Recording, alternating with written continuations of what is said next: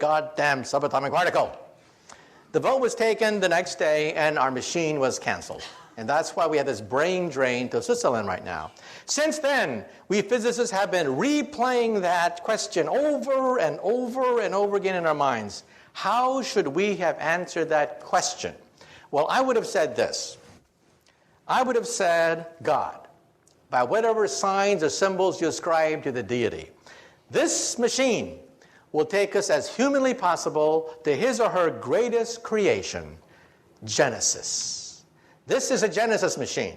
It'll recreate on a tiny scale the most momentous event in the history of our universe, its birth.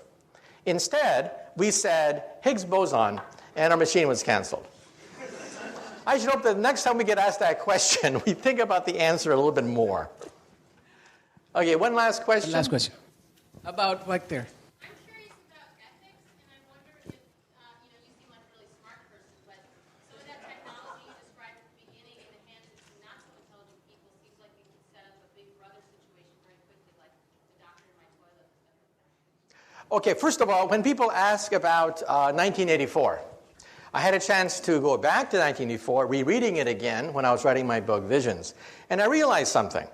The internet could have been a device like what happened in 1984.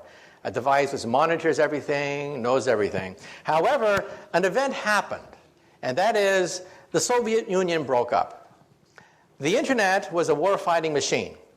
Secret, for the most part, devised by military scientists, used by physicists like myself. But after the breakup of the Soviet Union, the National Science Foundation did something rather momentous. They gave it away for free. For free, they gave it away.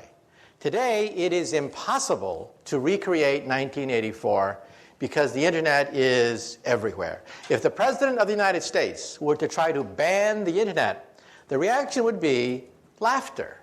People would just laugh at him. It's unstoppable. So I think 1984 is not possible. However, there was another book written around that time. And that other book was called Brave New World by Aldous Huxley. That's a book that we really do have to worry about. Because in that book was set 600 years in the future. In that book, they have cloning. In that book, they have drugs everywhere. In that book, they have the stratification of the human species.